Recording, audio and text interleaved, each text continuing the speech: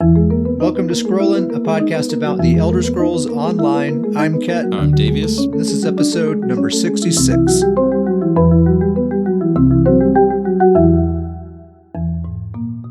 Today on the Scrollin podcast, we have a special guest. This is someone we have mentioned a handful of times in recent episodes.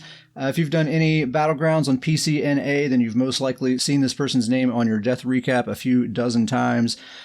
He's the reason Stam Crows are OP. He's our good friend, the one and only UncleSam. Sam, how's it going, dude? It is fantastic. Thanks for having me on. Awesome. Great to have you here. I've been thinking about having you on for a while now, and we were just kind of in Discord. I think we were just hanging out in Discord for the first time not too long ago, and I was like, it just kind of occurred to me, like, hey, you know what? I'm just going to ask Sam to come on. We're about to do the BG report. Sam's a BG enthusiast like us, so it's perfect. It's a perfect fit.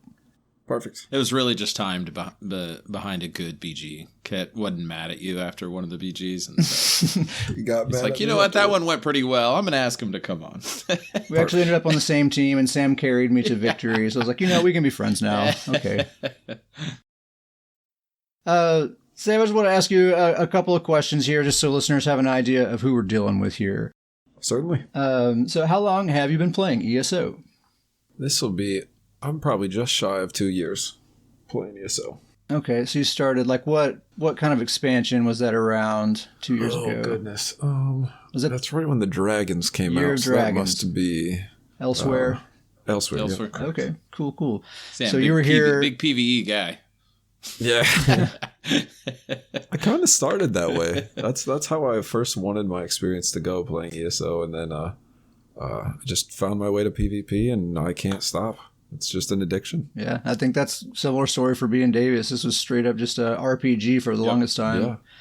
I wanted to play a little like Skyrim, and then, things happen. My favorite perfect trap. story to tell about Ket is his first character that he got all the way to max level, and he never bought a mount. Oh, wow. I traveled the whole map He on foot. ran it all. Oh, wow. Me and old Catface Johnson, Old my Catface Khajiit Johnson. Stamblade. He was showing me how to play, and I think I hit level 10. I was like, oh, cool, we can get a mount. And he was like, oh, that's I should interesting. get a mount. I should already, get like, one of those. well beyond CP 160. Anyway, yeah, that's cool. So elsewhere, so you started like right around the Dizzy spam meta and the dot meta and all that, when all that stuff was going on, right? Wasn't that around that time? Yes, perhaps. I don't think I got into PvP until quite a bit later, though. So Okay. I was just past the dot meta. I got into PvP right around the, I think I like hearing people coin the Procopolis. Yeah. Anywho. Procalypse. Procalypse, where procs did not scale off of your weapon damage. So everybody was making these tanks with 3 proc sets. So you couldn't hurt them, but they would nuke you, and you didn't know what happened, and I was very confused. Yeah, 25% Malakath as well, Yep. right? Yep. Yeah. 25% Malakath. Those yeah. were dark times.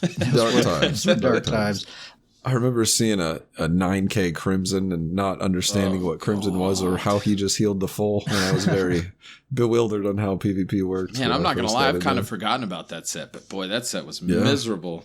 Yeah, it was. Man, what a time to get into PvP. So that's like probably the most volatile the environment has ever been. You were forged in steel, Sam. No wonder you're as good as you are. Thank you. Thank you. So who's your main, and do you have any alts? Yes, my main is a Stam Crow. I guess my 2 alts would be my Magsork and my Stamblade. Sweet. Yes, my main that I would consider, that Stam Crow, was not the first character I made. He was actually the 3rd character I made, and that's all my characters. I only have 3. I don't have a ton of time because I work a lot, and then whenever I'm not working, I'd love to just get in a BG, not start a new character and level to 50. So Yeah. 3 for me. That's more reasonable than 13. Yeah. I can't even imagine. Get it together, 13. Ket. 13? Like doing my 3 daily random normals, it just feels like a tedious task at night. Yeah. The key is to neglect most of them most of the time. And just have like 3 or 4 that you actually log in with. Gotcha. That's the secret. That's the secret. So you already kind of covered it. I had the last question here is just what do you mostly do, or what sorts of things do you do in ESO? Currently it is just PvPing, and I would normally say PvPing is my favorite thing to do, but honestly, it's theory crafting. I think I like coming up with builds far more than I even enjoy playing them, and I enjoy playing them. But I love making something different than anybody else has. I really just don't like the meta, so I just try to be different. I want, like, when they die, they have no understanding of like the build I'm running at all. Like, it's completely unique to them. And they're like, hey, that's cool, or something. That's kind of what I go for. I don't do any PvE. I don't do any questing. Really, nothing. Oh, the reason I do dungeons is for transmutes, since they locked them all. Yeah. Just wacky dungeons. BG builds. Man after my own heart right there. Yeah, I love wacky BG builds. That's my favorite. Yeah. We've mentioned a few of your builds here on the show. Always pretty creative with your build ideas. And not just creative, but also very effective. I feel like you're not sacrificing the effectiveness with the creativity there with your builds. No, definitely not. That's the reason I can't have 13 characters. I just test builds all day. You have that it's a Stamsork with the fire staff, right? That you have like basically a one-shot light attack build. Yes, and I must say, I cannot take full credit for this build. There is a guy who I don't know if I should name on a podcast who ran a similar build, and I probably ripped 50% of the build from him and then made it my own. But yes, it's a Stamsork who runs an Inferno staff, and he runs Crystalline Crushing Weapon as his combo. That's cool. So you charge them up both. One single light attack delivers them both. Yep. That's neat. Yep, and so he's just max damage to the 9. He's got 1 damage increaser set, 1 proc set, and when you hit somebody with the overload, the crystal weapon, and the crushing weapon all in the same tick, if they don't have more than 25k health, they pretty much explode one shot. Yeah, you've one shot me a couple of times. The only time that I am successful against that build of yours is if I'm on a full-on roly-poly and I'm just spamming dodge the whole BG. That is his weakness, since he's so single target. Any roll, and I just can't hit you. Yeah. You can just roll forever, and I'll never touch you. Otherwise, man, it's definitely happened where it's like I have most of my health bar, and suddenly I don't. Yeah. He's a surprise kind of build. Like when you hit someone and they give you that look where you can kind of see them in game freak out. Like, I don't know what's happening. And because usually a Sork gets telegraphed. You get that curse on you. You get the Mage's Wrath, so you kind of can get ready. But this is just comes out of nowhere. One single shot that just takes you out. It's crazy. That makes me wonder if that new mythic item that buffs your light attack damage a lot would also be like one more level to that. That could be interesting. Sure, I ran a mental number on that. And the 900 damage you get probably isn't worth buffing every aspect of the combo that you're running. I would assume more of a damage mythic would be better, or maybe no mythic. Yeah. Honestly, mythics are kind of becoming a little less necessary. Like I was just messing around with my Magsork, which I'll actually talk about later. But I really came to the conclusion that I think it's best to not put any mythics on that character. Like I'm better off without them. Now that these monster sets can crit, they can really make some magic happen. Yeah. You don't need a mythic. Yeah, that's cool. Well, let's get into the meat of the matter. So this episode, the special episode, we are doing something that we've done a few times before, something that we call the BG report. So every so often, whenever the meta shifts significantly enough that we kind of want to reassess things and see what's our take on Battlegrounds, how are the different classes stacking up against each other, and what are some just general observations we're making about Battlegrounds. I think this patch is a very good time to take a look at things and break it all down like that. And that's why we wanted to have Sam here. Sam's just like us. Basically, the only thing we do is Battlegrounds. So a perfect person to have on to figure all this stuff out. I want to make a quick disclaimer. There is no official Battlegrounds council or anything like that, right? This isn't the official word. This is just, we're just friends talking about the Elder Scrolls Online, and this is just how we see things. So this is the gospel. That's not true. Speak for yourself, kid. I feel like I really want to say that this time more than ever, because I had such a difficult time putting this ranking list together. Like, I feel like in the past, anytime we've done the BG report, it's pretty obvious, and I can, like in 5 minutes, just make the ranking list right away. But this one, I spent the past 2 weeks like arranging and rearranging over and over and over again. Like every time I play a Battleground, I'll go back to my list and be like, no, I think this dude needs to move up. I think he needs to move down. So it was a difficult process compared to other times we've done the BG report. Wouldn't you say, Davius? Yes, I would definitely. I think it's a good thing though. We'll get more into it, but I do think it is a very good thing because it wasn't, the difficulty in it was that they're all so close, I felt like. Yeah, well, let's just go ahead and get into it. I agree with you. I think that is a very good thing.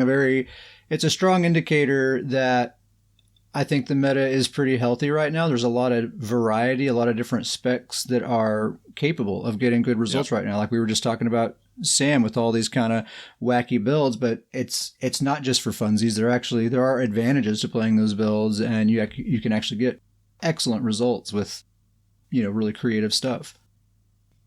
So just in general, talking about combat balance, we were talking about in the last episode a little bit how really in general we're feeling like combat balance feels pretty good, way better than the last patch, certainly. Maybe, in my opinion, maybe the best that it's ever been in Battlegrounds. I'm really feeling really, really good about things. What do you think, Sam? Do you think, as long as you've been playing, do you think this is the best the meta's ever been? I'm gonna have to decline that one. Okay. The patch right before Dark Convergence. Give me a hint here. I can't remember the name. Oh, Blackwood. Yeah. The chapter this year. Yeah. I loved the higher damage meta. I thought that was the best time for PvP. I do see what you're saying. Like there was some proc stacking stam sorks that would go run around and ruin things. But other than that, I found that to be the most enjoyably, enjoyable patch. But this one is a very close second to me. I actually 100% agree with you that as far as combat balance goes, that patch maybe was a bit superior to this one, except we couldn't select deathmatch as our game mode. And I think that's what's that's what's weighing me to this side now. I was not thinking that. You're absolutely correct. Yeah, that's actually what I even made a note that it's the combat balance is the best it's been since the Blackwood patch. So they're definitely, those two definitely stand out as the best for a while there.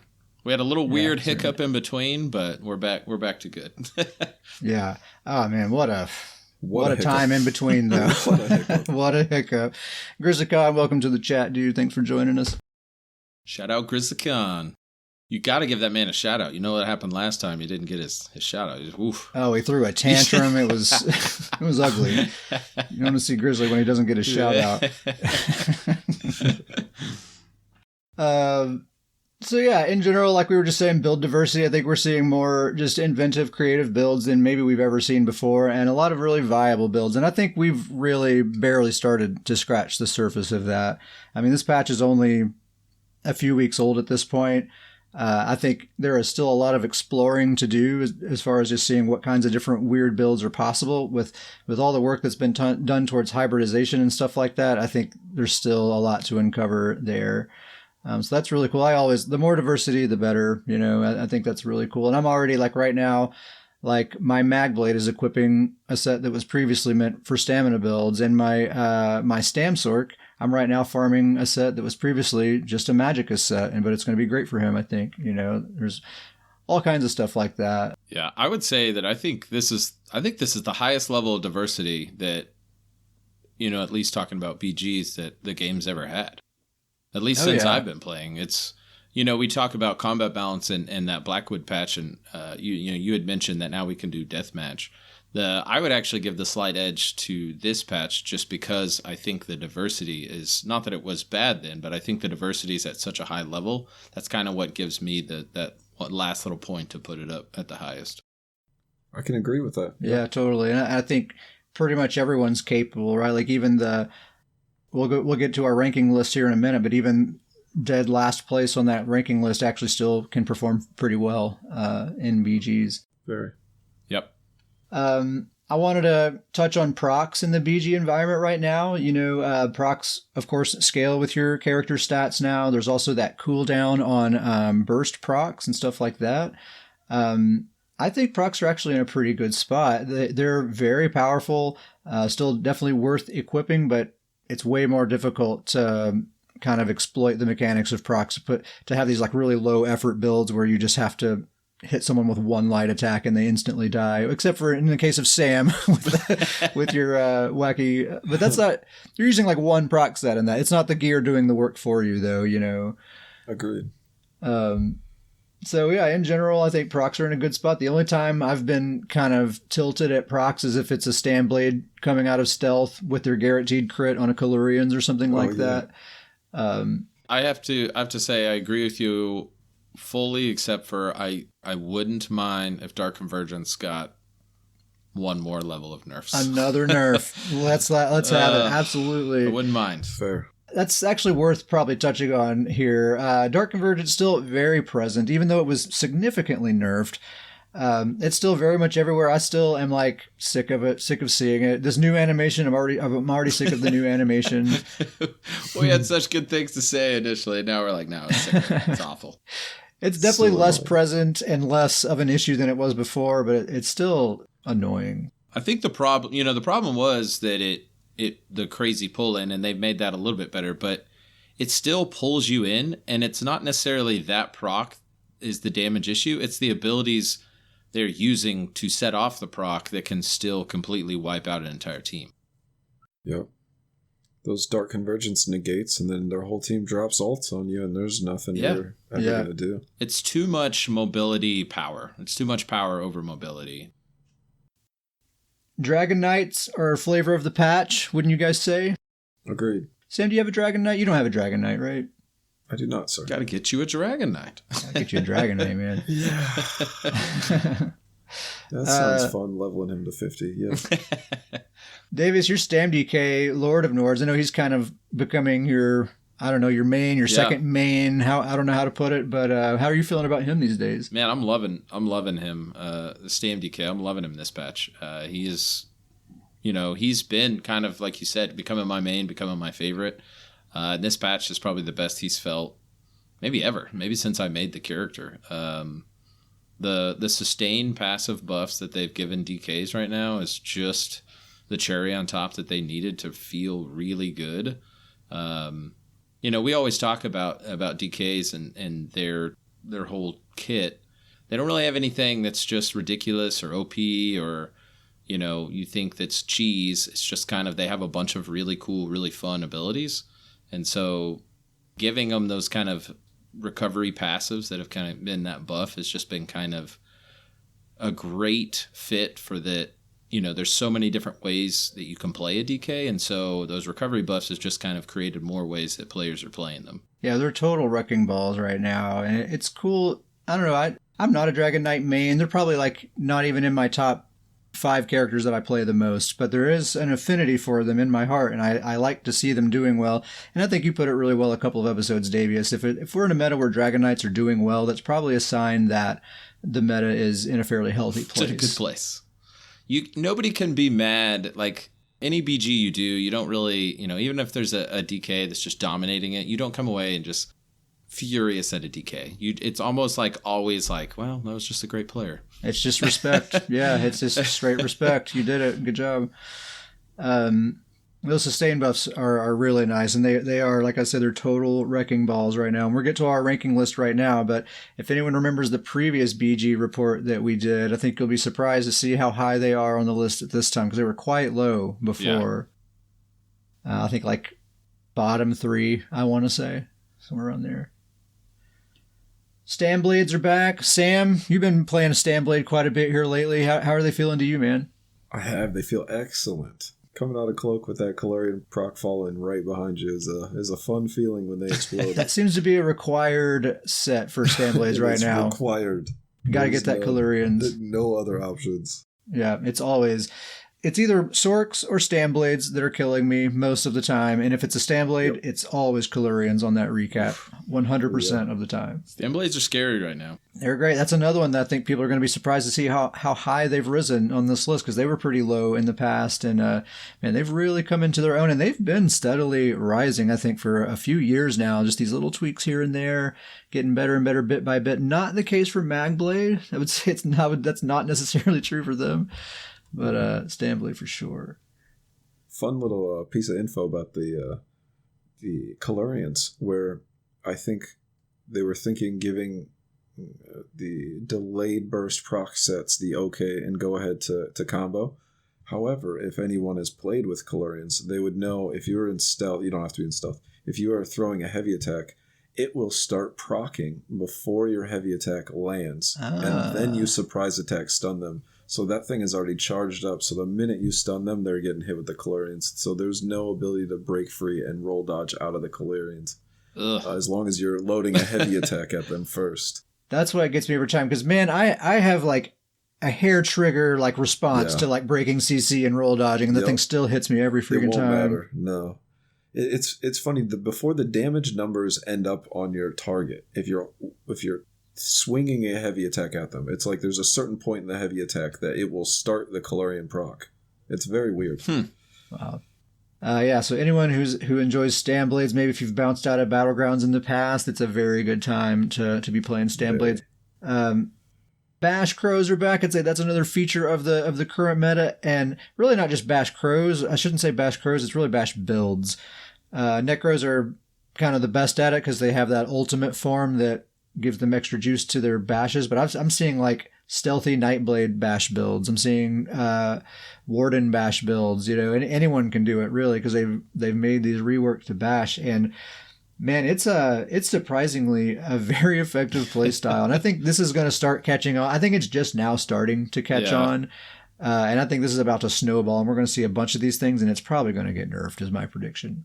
I kind of hope it does. You know, we had talked about this an episode or so ago, and it was kind of like this fun, hey, this is kind of this cool thing, and now it's kind of like, I take it back. This is not a fun situation. Yeah, you're the one that called that out on. We were reading some patch notes, and you're like, because we weren't really talking about it in depth, and you're like, I don't know if this will be a thing, but they made some changes to Bash. And we were like, yeah, we'll keep an eye on that. Moving on. We didn't really look at it, but now it's coming to pass. And like I said, I think people are just now getting into it. And I think we're going to get to a point where that has to be nerfed. Yeah, because it's a pretty cancerous build. Yeah, it's very, very oppressive in a battleground. And there's really not much you can do against it. And the future of it does not have a good outlook in terms of how you want your game to be played. If this catches on, you can see the future of Battlegrounds being 5 people in a mosh pit just bashing each other with shields. And it just looks really unappealing. Like the YouTube videos are not going to be YouTube sweet. videos of everybody just shield bashing each other would be very, Grizzly Khan's asking how a bash build works. I haven't actually theorycrafted one together myself. Do you know the details, Sam or Davius?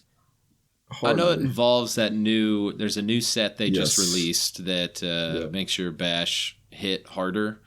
And I think Deadlands Assassin is one too that throws that cone of knives. Yeah.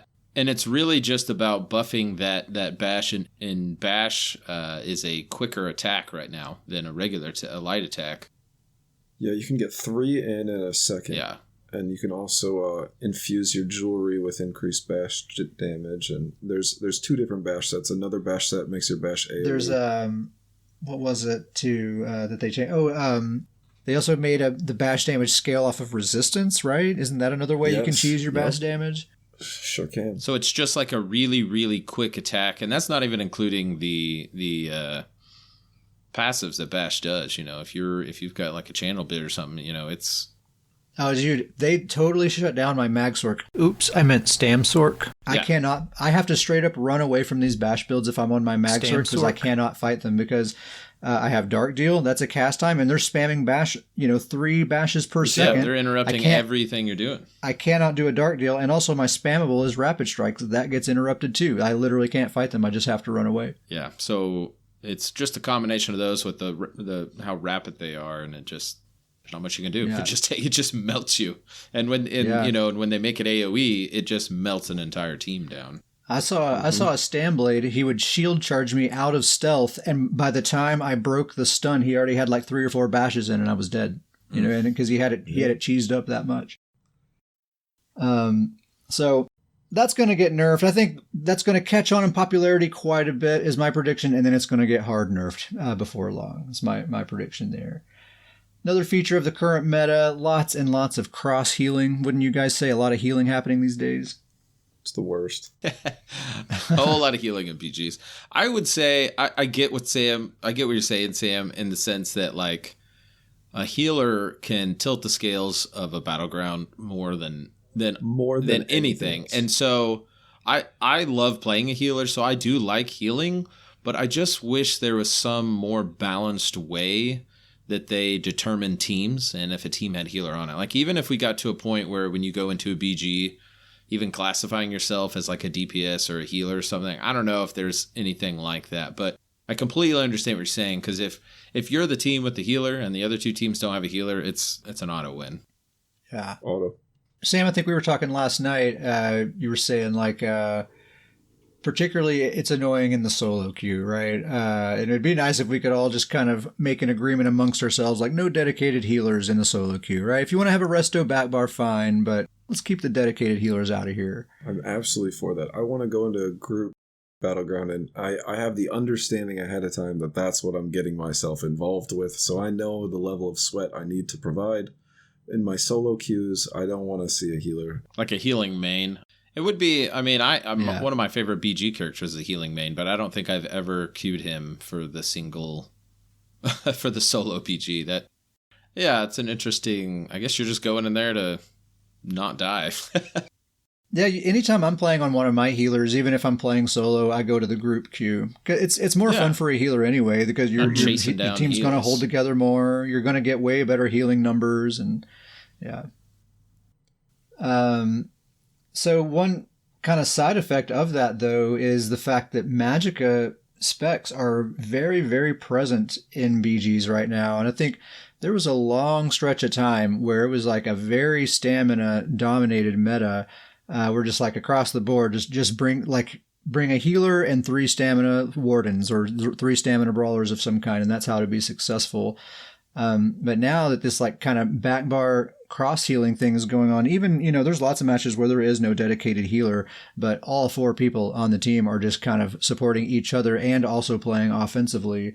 That's become a very, very common thing. And it is annoying. It is frustrating at times because it's just hard to freaking kill anybody. But I think it is a neat side effect of that is that Magicka specs are much better represented now than they have been in the past. And there's a very good reason to play Magicka versus stamina, even if you're not straight healing.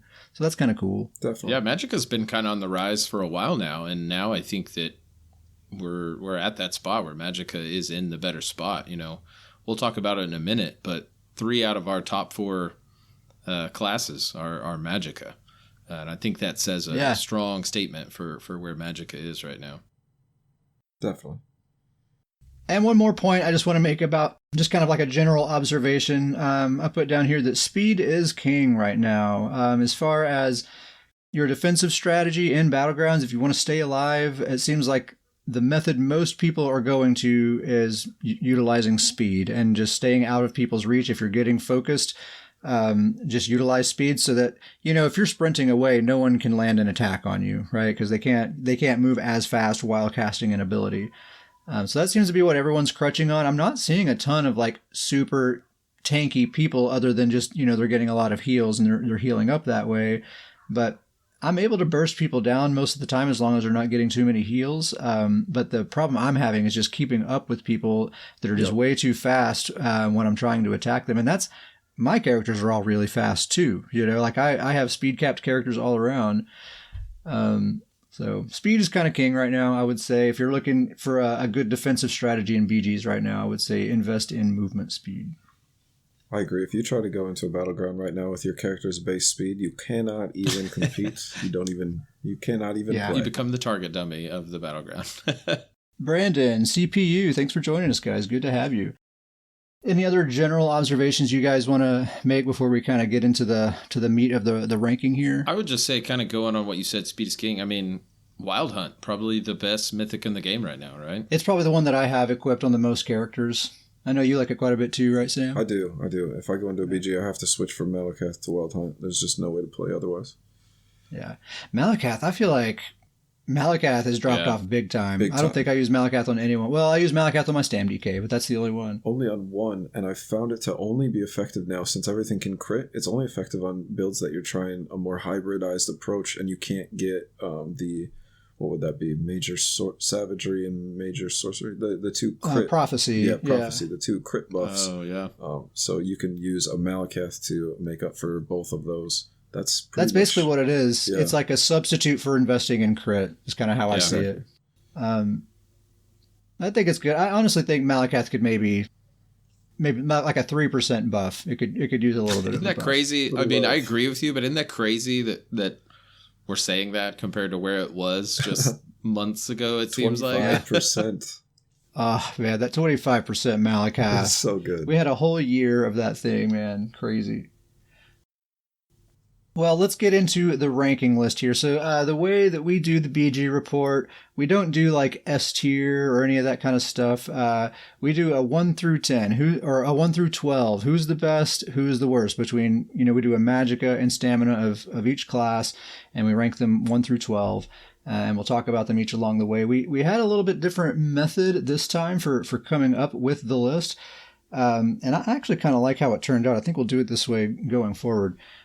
So before recording, each of us made our own list just independently, 1 through 12. And then we combined them together. Davius did some calculus to... Whoa, don't be giving people that impression. He's the brain behind the operation. Oh, we gotta stop this now. Just did a little math to kind of come up with one master list. It's like a composite score of all three. And then, so this is the master list we're going off of now. So this is kind of how they all average out between all three of us. And I think going over it, I feel pretty good about this order of things. And I like doing it that way because I was actually pretty uncertain about my list because, like I said, everything's so close and so many people are good at different things and there's so many different metrics to keep in mind. So this could easily be a very different list depending on kind of how you look at things. The criteria that we're trying to keep in mind, we're just trying to kind of come up with a balance of how good is the spec at getting good kill death ratios? What's their overall team contribution? Like how much do they contribute to just the overall victory? How popular are they? And what's the consideration in the solo queue versus the pre-made queue? I think those two things change things quite a bit, right? Like if we were only talking about sweaty pre-mades, this would be a totally different list. Branded list. But we're trying to balance the two. So we're going to start with the best and work our way down to the worst. It seems a little backwards, but I don't know. It just seems that's just how I like to do it.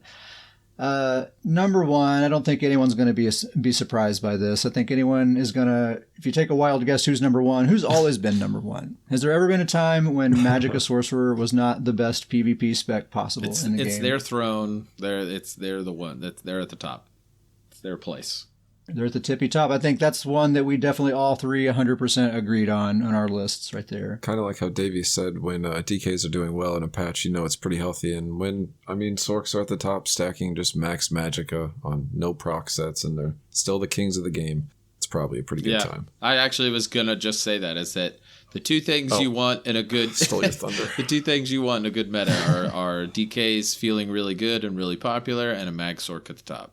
That usually means the game's pretty healthy. Yeah. And I feel like balance-wise, they have threaded this needle just perfectly. Because the problem I've always had is like, we'll have metas where in a vacuum, Sork isn't really overpowered at all. Like if I'm 1v1ing a Sork and a BG, I can totally beat them, a fair number of times. But the problem is once they get just kind of good, they become very popular. And that's when it becomes a problem. When there's 3 or 4 or more Sorks, then it's like... they have all that range and all that damage. It's just hard to deal with. It seems like they're in a perfect spot where they are very good. They're the best, but they're not so overwhelmingly popular that you can't even do anything if you're a melee character. I see it that way as well. Yeah. What makes them great? They have that, of course, they have that long range offensive toolkit. They can just blow you up from full, 36 meter distance, I think, in PvP. They can provide excellent group support at the same time. They have all the survivability they need with their heals, their shields, their mobility. They will steal all your kills. All of them. Yeah. No kills for you. And don't get mad at them. That's their job. That's why they're there. They're getting those kills for your team. Yeah, securing those kills for the team, for sure. That's how they like to fight. I was actually kind of making myself last night. We were all three doing a BG, and Kat, you were on your Mag Sork, and I was just getting people low, and I was like, Kat, here we go. Finish him. Yeah. That's how it's supposed to be. You have a DK up there, like wearing them down, and then you have a Sork stealing that kill, for sure. That's the way it's supposed to be. Now, as a Sork, the worst thing you can do is load into a BG and see other Sorks or Nightblades as your teammates. You very much want a tanky front line to go in there for you. So yeah, anything else to say about Magsork? Still the king. Still the king. All right. Number 2. This one took me, but I was surprised at myself that I was putting this at number 2. Magica Necromancer. How do you guys feel about Magcro being number 2? Best support build in the game right now in a BG. Best support spec. I would definitely agree with that. And at the same time, you can have a very successful macro and not go support at all. I mean, they have a really diverse kit. Their kit supports a team even if they're not really thinking about it. That rapid mender will just run around healing the team like crazy. And then that dark convergence that goes so well with their toolkit. Now you've pulled all the team into a nice tight ball for the rest of your teammates. They don't even mean to be great support, but they are. Yeah, I think offensively, they're in the best shape they've ever been right now. Like, I think this is the first time I'm seeing Magcros like get really nice kill counts. It's a combination of having some sets that synergize really well with their kit, like Dark Convergence, and I think some people are just still figuring out how to be successful with them. I saw someone use that. There's an ultimate that like consumes corpses and resurrects like I think 3 blast bones. And then all 3 of those blast ones will attack you. I got hit with that one time and it just totally nuked me out of existence. But yeah, I think number 1 in support, plus the fact that they've come such a long way offensively and they have such great bombing capabilities, and Dark Convergence is a big reason for that. Yeah, the ultimate and the Graveyard and Dark Convergence is probably one of the best combos in the game right now. Yeah. But also, they're not just a one-trick pony, though. Like, you can do that. You can do a Harmony Graveyard setup. You can make a heavy attack build. Like, all of those are working well. And all 3 of those, you still have all that support capability as well. Like, amazing CC, probably the best possible CC of any class. But Magcro, I think they definitely deserve number 2. I can't remember where they were the last time we made this list, but they were like in the lower half of the list. I still want to go on record. I do not approve of being thrown in lava with a Dark Convergence and a Magcro throwing me in the lava and then their abilities hitting me while I'm swimming out of lava. So cheap. So cheap. I've died to that a few times. Me too. So number 3, also very surprising. They have leaped up the list. I'm not saying leap because it's a Dragonite. It's not a Dragonite. It's that would have been such a good pun, though. Would have been perfect, man. Okay, let's change the list. Dragonite, number 3. No, Stamina Nightblade, number 3. This one threw me for a loop too, but there's just no denying it, man. You jump into BGs, look at your death recaps. Who's killing you? It's Magsorks and it's Stamblade. That's who's killing you. You don't even have to look at your death recap. Just look out at the BG, and there's 12 people in there, but you can see 4 of them. yes, that's so true. Oh man, they're so popular right now. They're so effective right now. We've already talked quite a bit about Stamblades and just how they're in the best shape they've ever been in Battlegrounds. I think they've always been right up there with Magsorks and like Cyrodiil. They've always kind of dominated Cyrodiil, but Battlegrounds in the past they've really struggled because it's a no CP environment, and in the past with no CP, it's just hard to gank people, especially against good players. And if you can't gank them, you're not going to be able to brawl them. You're not going to be able to brawl an actual brawler. And Stamblade doesn't really bring any utility. Like, that's the only thing they have to offer is just getting lots of kills. And if you can't do that, you're not really bringing anything of value. Now they are bringing that. They are getting those kills, and they're able to actually gank successfully because of the Flames of Ambition. All the stat increases, I think, is a big factor there. So they definitely get the most improved award for the second BG report in a row. So good on Stamblades. Now, this is one that I don't feel good about, though. Now, we're saying like it's good to see Dragonites in a good spot. It's good to see Magsorks in a good spot. It's not good to see Stamblades in a good spot.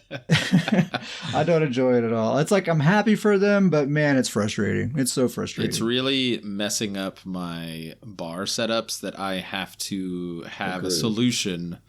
You must. For people being invisible. For Cloak. I have to have a solution for it. Not optional.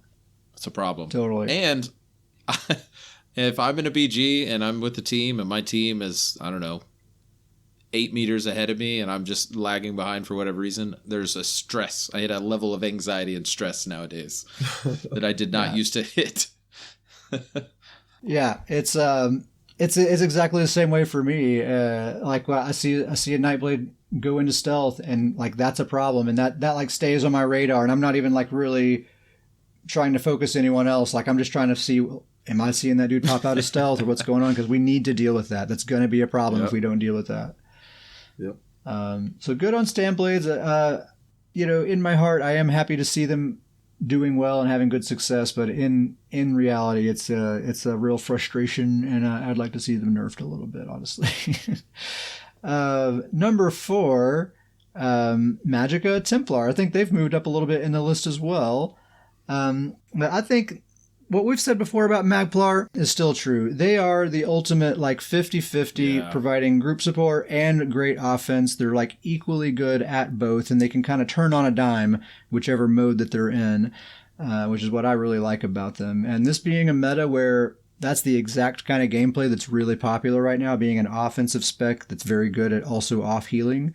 And that's Magplar's thing. That's what they do. So I think that's kind of the thing that's bringing them up in the list this time. It's just the fact that the thing that's popular to do right now is the thing that they're particularly well suited for. Yeah, I would say Magplar is kind of like the base level. Like if you can have anything on your team that just generic, throw a Magplar in there, it's always going to go well. Yeah. Plars are excellent right now. As I play a Stamina Nightblade, the one thing I know is that my death recap is going to have Going to be jabbing at you.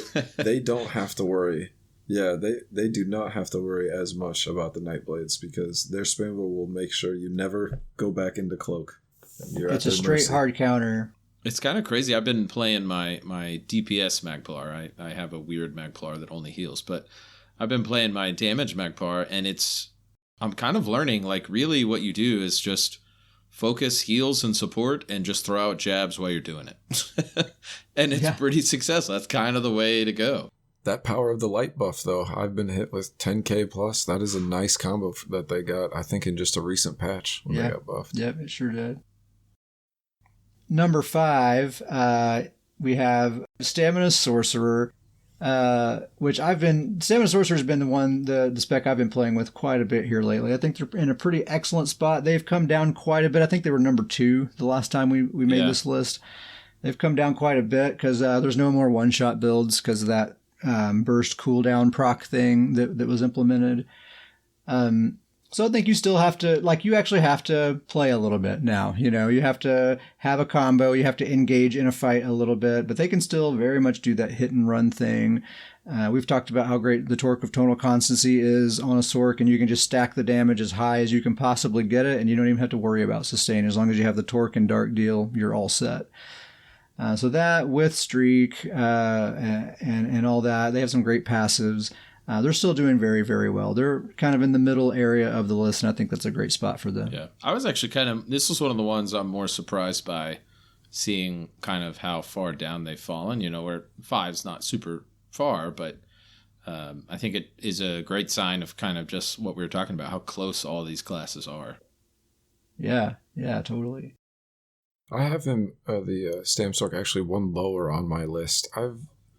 Just from my observation, no real hard facts here, but I've just never found them as like a real threat in this current patch.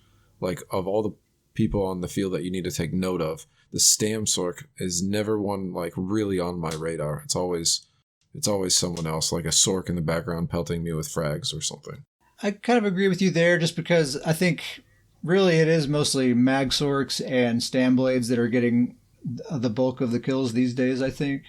But I feel like I'm having very good success on my my Stam Sorc, so maybe I'm a little bit biased in that regard. I think it's maybe just a popularity thing. I think you're not seeing a lot of really strong Stam Sorcs because we just came out of a meta where Stam Sorcs were really very, very popular, and now there's kind of other specs that are maybe pulling the good players away from Stam Sorc right now. Might be a factor there. I don't know. But if we're just kind of one off on the list, we're still in the ballpark. Definitely. Number 6 probably does get the most improved award. I don't know if Stam DK or Stam Blade has moved up further this go around, but Stam DK was near the bottom of the list before, and now they're smack dab in the middle, number 6. If we were just making a list of brawlers only, they'd be number 1, best brawler, Yeah. Stam DK. And we all pretty much unanimously agree on that, right? Yeah, for sure. I can agree with that. Yes, definitely. And the fact that they are the highest brawler over a stamina warden is pretty wild to think about. Yeah, absolutely. If you just kind of think about the toolkits that they have, it seems like on paper, Stamden would maybe come out ahead. And my initial version of this list, Stamden actually was on above Stam DK, but I've just been doing BG after BG for the last couple of weeks, and it's just kind of undeniable. After a while, you're just seeing a ton of super strong Wrecking Ball Stam DKs out there. Any ideas what's making them so good? I mean, I know they have that sustain buff, but anything else you think? Absolutely. I have noticed the pressure from Stam DKs is so much higher because of this hybridization. There are a lot of Stam DKs are running that magic version of the whip. The Molten Whip. And they're able to spam it so much more often now that a charged trait is making them proc burning and poison status effects, giving them so much sustain. They're able to just spam that whip so much more than they used to be able to. That it is a lot of pressure on top of their dots. I think another factor there too is they're in a weird way they're not as predictable because they're not queuing anything up to like land with a combo the way like you see a warden cast the sub assault, you know how to sidestep that. You see a Stam Crow summon a Blast Bones. It might be difficult to avoid, but you see it coming, you know how to prepare for it. With a Stam DK, there's nothing like that. They're just coming straight at you, with just dizzying swings. They'll put your dots on you, but there's nothing that you can really brace for and prepare for. You just kind of have to take it as it comes, and I think that is working in their favor quite a bit. Well, I think even going off a little bit what Sam said there is that, DKs have always been kind of one of the more hybrid type classes. When you have a Stam DK, that's of all the stamina classes, that's one where you're spending a lot of magicka. You have a lot of high cost magicka abilities. And so this hybridization has really helped them out a lot because it's really kind of made it easier to have that split bar, if you will. Yeah. More flappy wings, more fossil eyes. Yep. I feel good for Stam DKs, man. It's cool. It's great to see them doing so well. I hope this remains the case going forward. You guys are making me want to hop on Lord of Nords right now. Number 7, just behind Stam DK, is Stamina Warden. I think one big thing that has kind of brought them down in the list is just the fact that they're not nearly as popular as they have been before. I hardly ever see Stamina Wardens in BGs these days. They are rare now. I said this the other day, but I wonder if the Plague Break is finally, we had said when that set first came out what it was going to do to Warden. I wonder if the Plague Break has kind of really made the Wardens go away. They've kind of put on the shelf. Plague Break is rampant right now too. It is. It's wild how popular that is as well too, especially on Stam DKs. They're the ones using it the most, it seems. Yeah. I feel like something's telling me that Stamden is actually still very, very good, and it's another case of just their popularity taking a bit of a dip because other things are pulling people away from them right now, and I think maybe after some time goes on, we'll start seeing some more Stamdens, because there's no way. They're an extremely well-equipped class. Yeah. So I think it's just a temporary dip in popularity, and we'll start seeing them again here pretty soon. But even so, I think Stam DK is probably just a little more capable of pumping out that pressure and keeping it up, and they're, like I said, less predictable. Yeah, I mean, you make a really good point there. I mean, the Wardens haven't really had any changes, of all these other classes have kind of had changes or updates or buffed to passives or whatnot, and Wardens have kind of just stayed the same. Been hanging in there. Mm-hmm. Still great. Yep. Yep. Yeah, they're holding steady. Number 8, Sam, your main, Stamina Necromancer. How do you feel about Stamina Necromancer being number 8 on this list? It's sad to see him so low, but I've got to agree with it. I've got to agree with it. That toolkit is not faring in today's meta. What do you think it is? Because they were dominating not that long ago. They were like the spec. That higher burst meta that we just talked about, was it Blackwood 2 patches ago? I felt like Stam Necro, I was one of very few people, if not one of the only, running a Harmony build on my Stamina Necromancer, and the damage was high enough to just absolutely wipe teams. And even in the hybridization now, because that actually didn't matter for Graveyard back then, now that they've reduced damage in BGs, it just cannot secure the kills anymore. And the combo is so predictable. Everybody is ready for it, just like we were just talking. As soon as you summon that Blast Bones, everybody knows what's coming. And they're super crutched by speed. And this is a speed meta as well. So I think everything's working not in their favor right now. Yeah. Number 9, we have Magicka Dragon Knight. I think they have improved quite a bit as well, but somebody's got to be number 9, and it's MagDK. They've come a long way, of course. The sustain buffs that we talked about with StamDK apply to them as well. I think they have a lot more bite than they've ever had before. They're a lot more fun to play than they have been before, because you're not fighting for resources. You actually feel like you can just get in there and stay in the fight the way everybody else can, and you're not having to just like stop and do heavy attacks constantly just to stay in there and just to be able to do enough damage. So they've had those nice buffs. Their popularity, I think, saw a pretty big surge at first because they got those buffs and people were just kind of excited about it. And dueling wise, Sam, you're kind of plugged into the dueling scene, and you were explaining to me that MagDK is like top tier for duels. Number 1. It used to be up there with a few different classes, and especially Templar used to give them the fighting chance, and not anymore. The MagDKs have run away with it. They are the best dueling class, undoubtedly. Huh. So I think when this pass first dropped, people were like having a lot of success in duels, and are like, sweet, I'm taking this into some BGs. We're going to have some real fun. But you find in that environment, it does not quite translate. Not to say that they're not good, and we say this every BG report. MagDK is great. They're a very good spec, but their popularity drops quite a bit because they just don't get those killing blows. They always get stolen. And I think just for that reason, I think their low popularity in my mind is what makes them so low on the list. Not that they're bad. I think they're actually very good. Mm-hmm. But they're not going to carry a team the way a Necromancer can, and they're not going to get the kill counts the way a Sork can. So it's like, what really are they bringing? They're bringing a lot of pressure and a lot of crowd control, and they are fun to play. But besides that, I feel like they're not bringing a ton to the table.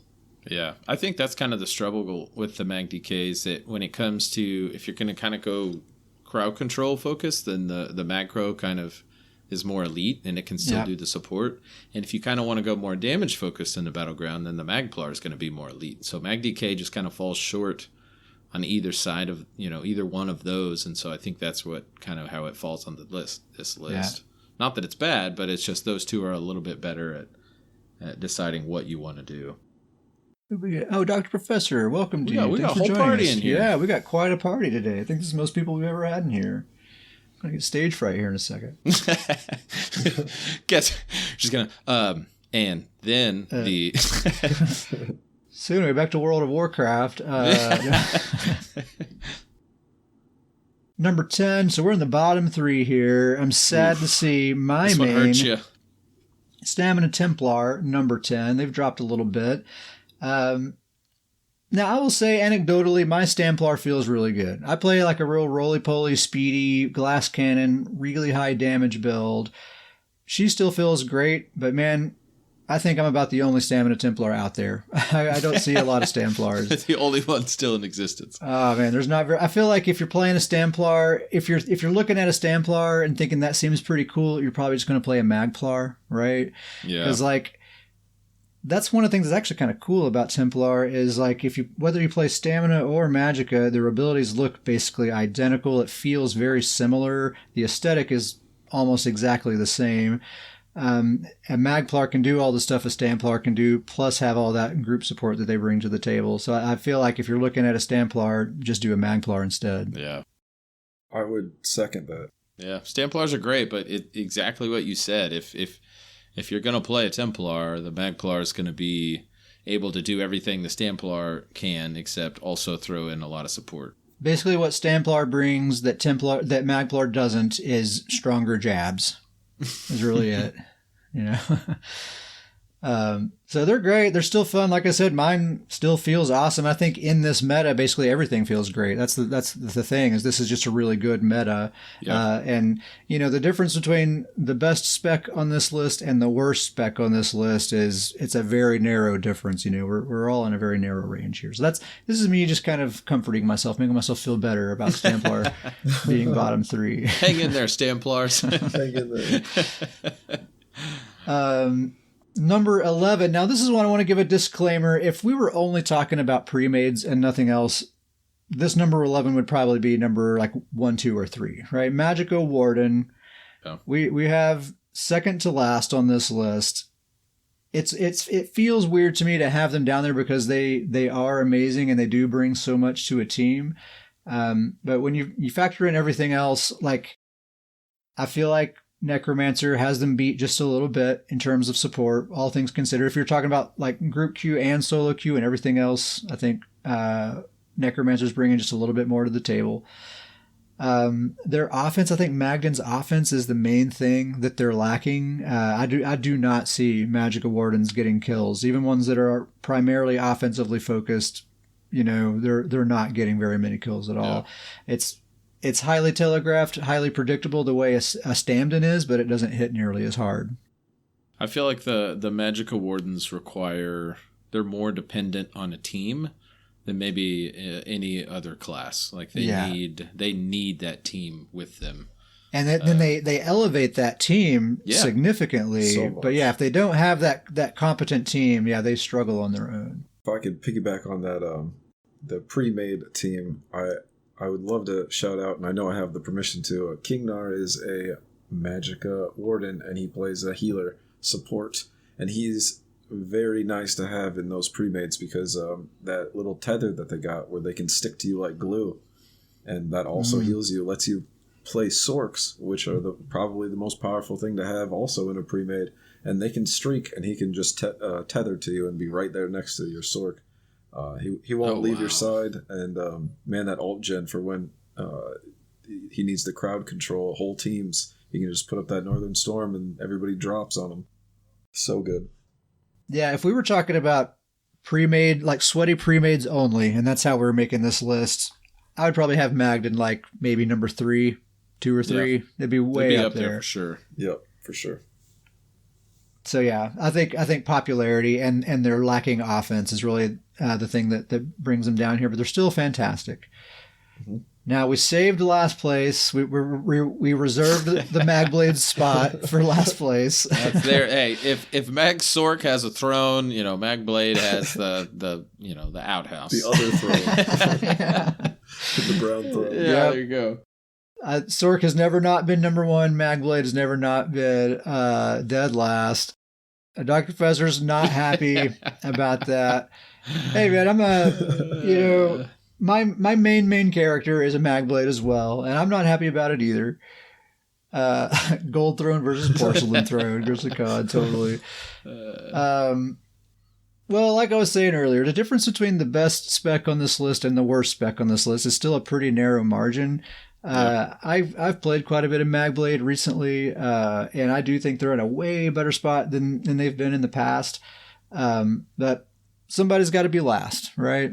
I will say, and if I can jump in here, and I think that you'll even have more to say this. I don't have a Magblade, but I see them in BGs every now and then. I've played with you with your Magblade.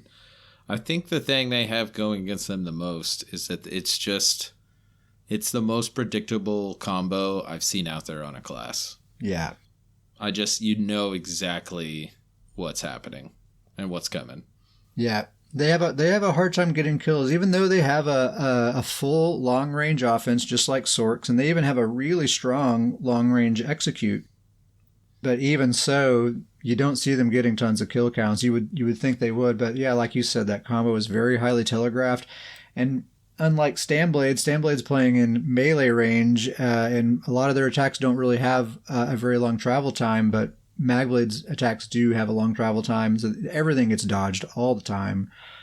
And if you're up against a halfway decent player, probably one combo is not going to kill them, and if you don't take them out in that one instant, it's going to be several seconds before you even can try again, because you have to build up your bow proc, you have to build up your ultimate, right. And then they've fully recovered by then, and now they're ready for you. So it's just not going to happen. They have no sustained pressure, or very little sustained pressure. So if their combo doesn't get you, they're going to give up and switch targets, and that's not a good place to be in. Yeah, exactly. They don't have anything special group support wise that we can't get in abundance from somebody else, So I feel like, just personally, like thinking selfishly, I'm able to have a lot more fun on my Magblade in Battlegrounds than I have ever had before. I can have some success. I get, positive kill death ratios and all of that, but I think the success is all just kind of based on my own metrics in my head, and I know really I'd be getting better results with just about anything else, pretty much. With that being said, I do want to reiterate that Magblade is in the best shape for Battlegrounds that I think they've maybe ever been in. But like I said, somebody's got to be last, and it is still Magblade. So there you have it. Just one more quick rundown. That is Magsork, Magcrow, Stamblade, Magplar, Stamsork, Stamdk, Stamina Warden, Stamcrow, Magdk, Stamplar, Magden, and Magblade, dead last. Couple of honorable mentions here. Werewolf, technically not a class, but it's like a subclass. So we'll kind of hypothetically, if we were to put them in this list somewhere, where do you think they'd be? Davis, where do you think a werewolf would be? I would actually slot werewolf in right at 3, and right above Stamblade. I think I've seen a lot of werewolves in BGs, and they are a force to be reckoned with. I've even started playing with my werewolf build a little bit here more lately, and I'm nowhere near some of the werewolves we see in the MMR we're in, but I'm kind of getting more of the hang of it, and they feel really good right now. Oh yeah, I mean, I've seen some vicious werewolves. I think I'd be right there with you. I'd probably put them in Stamblade's spot at number 3, bump Stamblade and everyone else down 1 if werewolves was its own class. Sam, what do you think? I don't know. I'd put werewolf still down at 6, probably midway through the heap. Okay. I have not, and I haven't played a werewolf, so I don't know enough, but just in my groups, I feel like I either find a tanky werewolf or a high damage werewolf. But I have found that the high damage werewolves are still killable. So I don't know. I either don't have to worry about them or they're easier to kill. Some of those really high MMR werewolves have somehow figured out some magic to make both somewhat viable. But in general, I find them middle of the heap. Yeah. No, that's cool. Yeah, I mean, it's all anecdotal, and our experiences certainly, aren't going to be exactly the same. But either way, somewhere between 3 and 6, still a pretty decent spot to be for a werewolf. Definitely. A lot better than they've been, for sure. Oh, yeah, certainly. Vampire's a little different. They're really not like a subclass. It's just kind of a separate set of skills that you add. You're still very much are your class if you're a vampire. So we don't have to imagine putting them in a spot, but just in general, it seems like there are a lot of vampires out there. I would love to throw in on the vampire topic.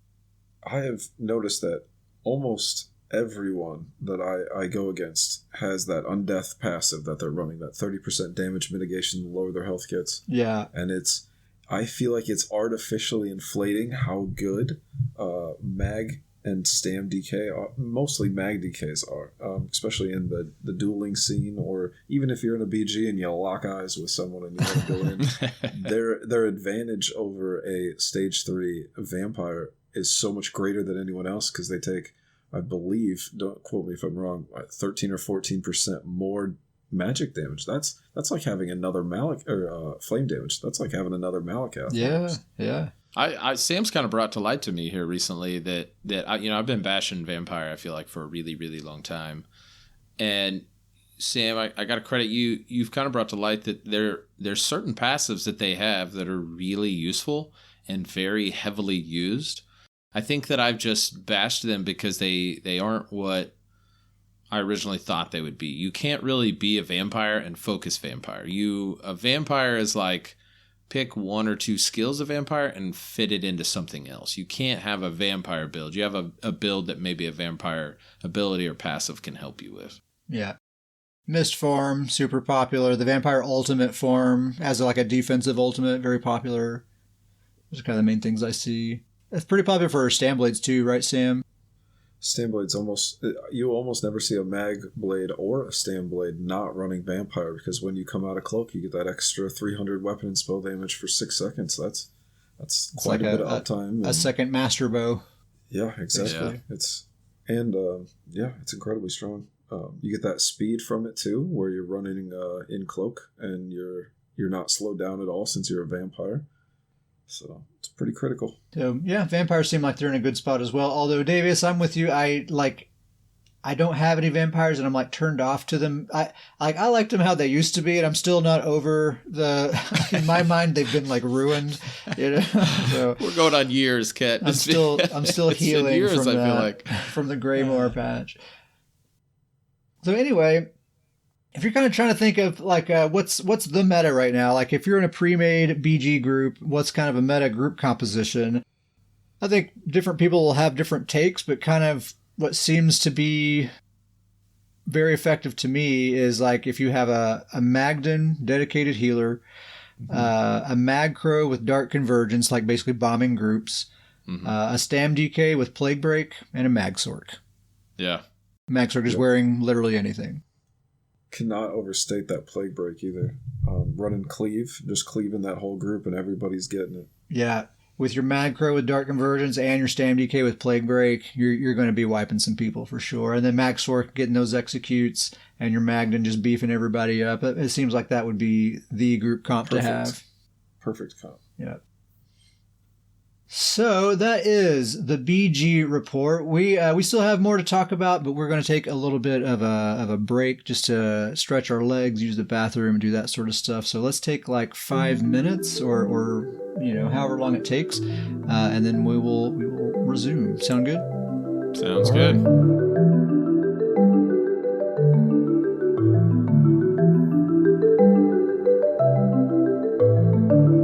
I've been doing a lot of, you guessed it, Battlegrounds. So I have a couple of builds that I just want to talk about how they've been going. Number one is my Stamina Sorcerer, Tane. What was he? What number? Number 5, baby. Moving up. Number 5. We're moving up. Or no, down. We moved down, didn't we? Yeah. Dang it. Moving on down. Yeah, moving on. It's fine. We're still good. It's good. I've been having a ton of fun with Stam Sork. His build right now is Briarheart Sword Dancer with precise daggers on the front bar. He's got an infused Master Bow on the back bar, Torque of Tonal Constancy, and one-piece Molag Kenna. He's the Torque Sork. Davius, back me up. Torque Sork's Love where the it's Torque at. Sorks. It's the That's best. He's torquing. He's torquing. He's out there. He's torquing it up. If you've got a Stam Sork, you got to put the torque on there. It's the law. Yeah. This is a great build. This has been his setup for a long time, since I don't even remember a time when this wasn't his setup, and it works great. Sam has kind of twisted my arm a little bit. I was resistant at first, but the more I just look at the numbers, there's no denying that this set, Draugr Grip, might be an excellent substitute for the Sword Dancer set. Probably keep Briarheart, probably keep the Master Bow, everything else the same, but I think I might swap out Sword Dancer for Draugr Grip. So this is a light armor set. It gives you a line of Max Magicka, Offensive Penetration, and Magicka Recovery. I know those are all kind of Magicka stats, except the penetration is both. The 5-piece, I misunderstood this at first. Sam had to sit me down and say, now, Kat, let me explain to you. Dealing direct damage to an enemy places a curse on them for 6 seconds. Cursed enemies take 617 extra damage from all of your damage abilities. That specific wording is the key. Has a 9-second cooldown, so 3 seconds of downtime. So I've initially read this and I was thinking that's giving 617 weapon and spell damage to your damage abilities, but that's not what's happening, right, Sam? That is correct. That is not. Can you explain Can you explain to dum-dums like me how this set works? That 5-piece set is written poorly because I have tested it thoroughly. The 617 extra damage is to all forms of damage you are putting out, not damage abilities like it says. So that means, let's say, a burning status effect. That will still add 617 extra damage. Let's say it's a proc set. That proc set, every time it ticks, is adding another 617 extra damage. Every instance of damage you do will have 617 extra damage applied to it. Yeah. Not weapon or spell damage, just numbers to the tick. It's adding 617 hit points to the tooltips of those abilities. I think is rather than adding a stat to your stat sheet.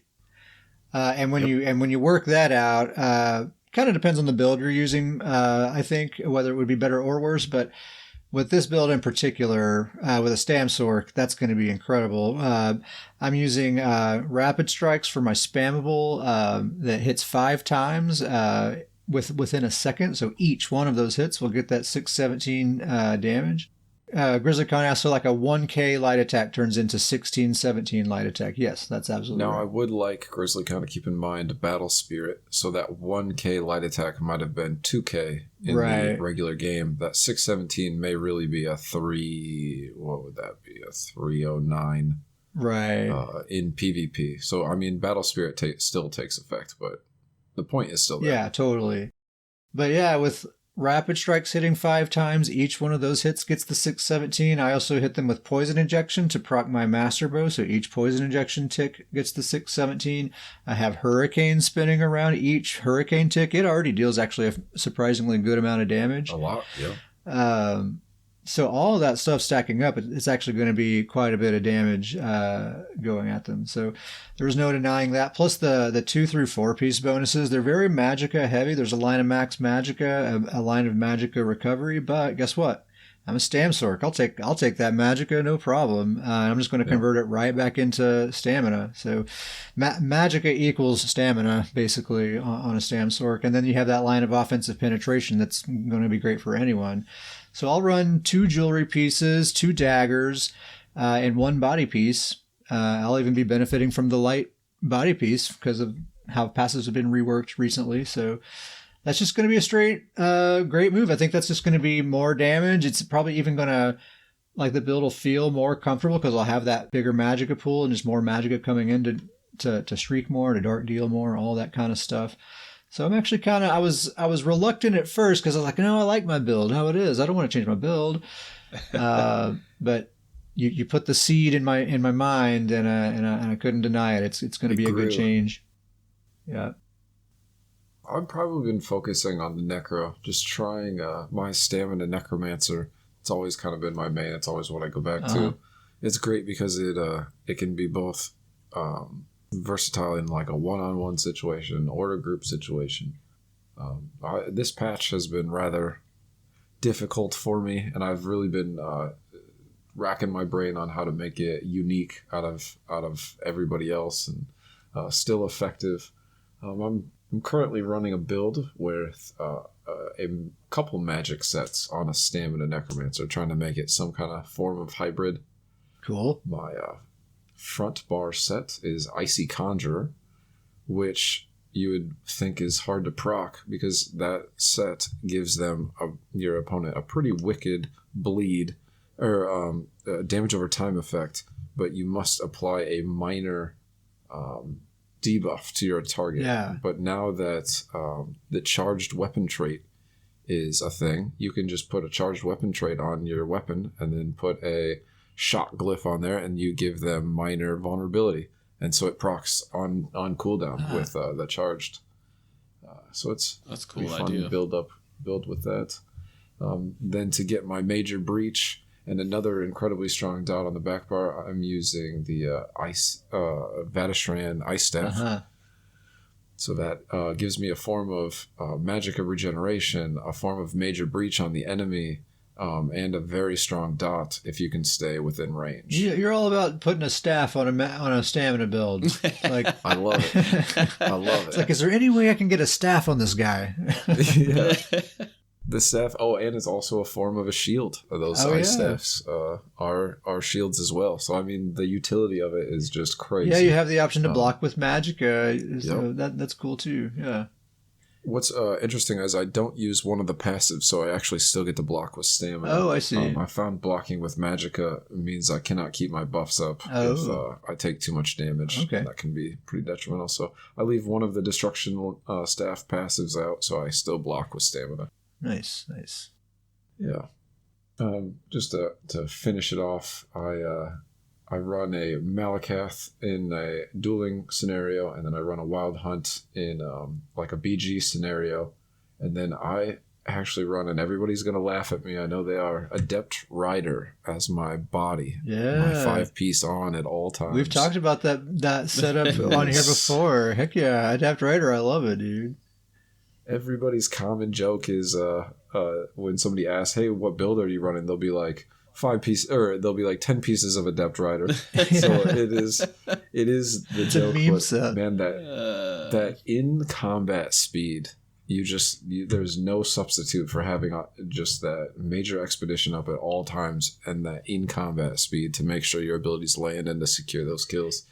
Yeah. And to keep the Vatishran Ice Staff on them as well. Yeah, that is it. Like, because your thought is like, oh, there's like so many sources of major expedition. Why would you dedicate a whole 5-piece set? But like, yeah, when you're actually like attacking someone and hitting them with stuff, we were just talking earlier about how it's hard to stick with someone long enough to actually land your attacks. They're moving. Yeah. Everyone's so fast these days.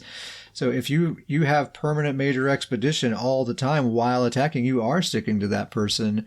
So it can make a huge difference. It's not as much of a joke as you might initially think. And I've been turned around on that. Like, I was one of those people, right? Like, I was one of the Adapt Rider, LOL. But I've seen the light. Great set. Solid set. It is.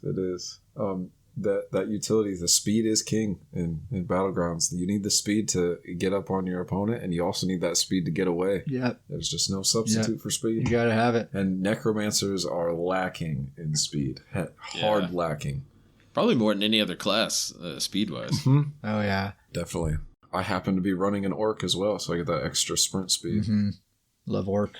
Yeah. I love orc. Speaking of orcs, Davius, what's going on in Nordland, dude? Tell us about it. So the one of the classes I've been playing a lot is my Magplar, old Bard of Sovereign Guard. The other Magplar. What a name. Yeah. This is my other Magplar. And this is kind of my set that Sam has convinced me I probably will end up throwing the Draugr conscript on this build. On Magplar with the jabs. Sam is just that'd be great. He's spreading the word. Spread the gospel. Currently right now I'm running 5-piece War Maiden, 5-piece Clever Alchemist, Wild Hunt, and then the Maelstrom Resto backbar with the 1-piece Trainee. And Ket, I was messing with this build a whole lot, and I was kind of joking with you. I used to run this build with Clever Alchemist and have all the glyph reduction for potion reduction, so I could keep that up all the time. Yeah. I found out that it was just too much, dedicating too much to that, where it just didn't really work out as a buff. And so I had Clever Alchemist, and so I threw it on there, and it actually ended up working. It felt really good in Battlegrounds. When you proc that, it's a massive amount of damage.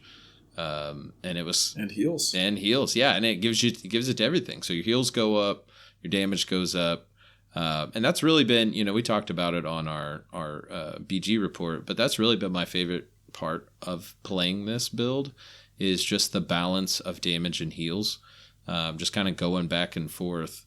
I love how you can flip back and forth between those two modes like instantly, and like you're just immediately like healing hard, and you're then immediately like damaging hard. There's no like setup required. You can just go for it. Yep. And I was having issues with getting this build working. Wild Hunt, I threw that on there, as we said. Speed is king. Threw Wild Hunt on there, it kind of just fixed everything. Yeah. It really started clicking after that. Something about Wild Hunt on a Magplar in particular, just it seems so right. Yeah. So it's feeling really good. Like I said, I'm saying these good things about Clever Alchemist. That's probably going to be the set that I drop for the Draugurkins. So it'll probably end up being the 5-piece Ward Maiden, 5-piece Draugurkins. Kind of like what we said, that extra damage. Like you said, with the Rapid Strikes is what you're looking forward to. But same thing with jabs, that extra hit on every single one of those jabs.